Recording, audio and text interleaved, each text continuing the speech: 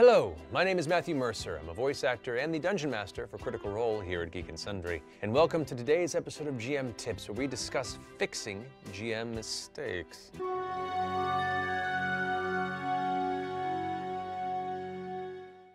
Being the game master for an entire world, guiding heroic players through stories from inside your mind, can be an incredibly fun and rewarding experience. However, you are not infallible. Mistakes do happen. Perhaps a misinterpreted note led to a conflict in story resolution, or an NPC you designed to be integral ends up killed by the party. You let slip a tiny tidbit of secret info that undermines your big reveal, or you gift a player with an item that is far too powerful than you thought, throwing party and game balance entirely out of whack. How do you correct these unintentional errors to maintain the game you wanted to run? Well, let's discuss a number of solutions to these challenges. Let's say you're running an encounter that isn't intended to be that difficult. Either you miscalculated the power of the enemies, or the luck was so against the party that a whimpering, anticlimactic TPK is imminent. Here are some examples of how to correct that situation. You could suddenly have an arrow or spell fly in from out of nowhere, rocking one of the more dangerous foes, and have an allied NPC enter the fray to save them from the claws of defeat. You could also consider that if it's an intelligent foe, perhaps they see the PC's terrible situation and see them worth more alive and enslaved than dead. Have them fight not to the death, and instead knock them unconscious, or force them to their knees and swear themselves to the foe. And this could even lead to a cool escape or revenge type mission in the near future. You could also have a terrible screeching roar blast across the sky, and your enemies suddenly look more frightened than they've ever been before. They quickly assess their situation and decide to flee, leaving you to the fate of some possibly scarier creature. The wounded party now has to hide from this mystery creature to survive. Or you could just have them TPK and explain how the darkness, or the light, possibly as well, fades as they awaken within a stone room, shackled and held down. Suddenly it appears that a powerful mage has resurrected the party. Who knows what plans he has for them? All he knows is that they are a party of skilled heroes, and they have utility for such a powerful mage. Now mind you, if the encounter is intended to be dangerous, challenging, and possibly deadly, let the dice fall as it may. That's part of the game.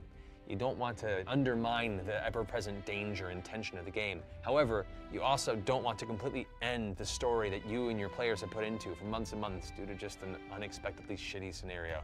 Another situation is you've given clues and information and hints as to where to discover and follow the main plot, but no one is figuring it out or picking up on your nudges. The game is quite literally going nowhere.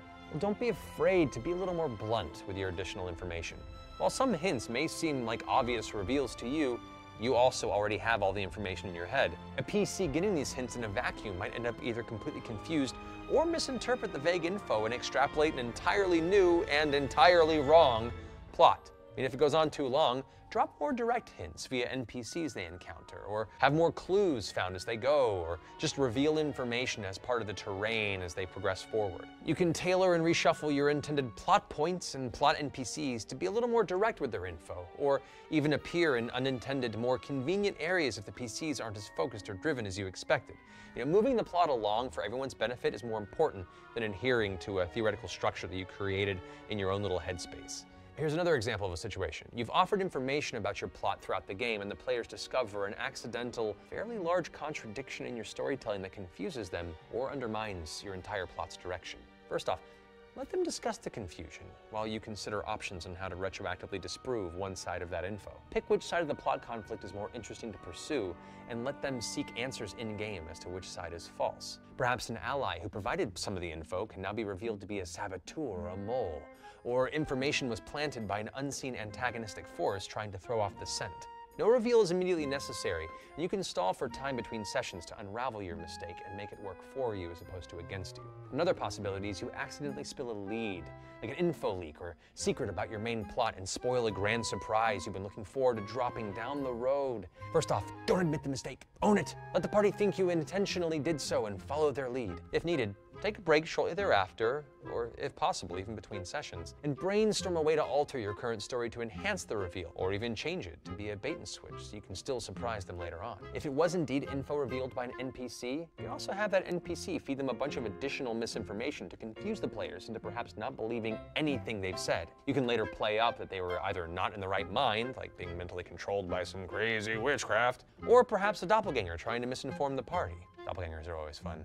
Make your party real nervous. Trust no one. Now, if the reveal was largely due to a very clever player connecting the dots, don't punish them for being clever. Let them enjoy that victory. Just do your best to not show any confirmation of their deduction until it's put into action, leaving them to possibly second guess their own idea in the interim.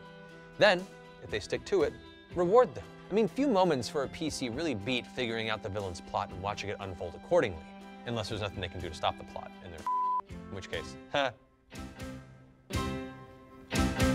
Another mistake-based situation may involve you giving a magical item or items to the party that quickly appear to be way more powerful than you anticipated. It completely wrecks your intended game balance and can sometimes cause the other PCs to resent that unfair advantage that player now has. Well, here are some suggested ways to handle fixing that scenario. You could perhaps introduce a very powerful entity who lost that magical item or object and has been actively seeking it. They stumble upon the PCs and offer, in exchange for the item, other grand rewards and the favor of a powerful being that they can keep in mind for future use. Or the item could slowly be revealed to be cursed.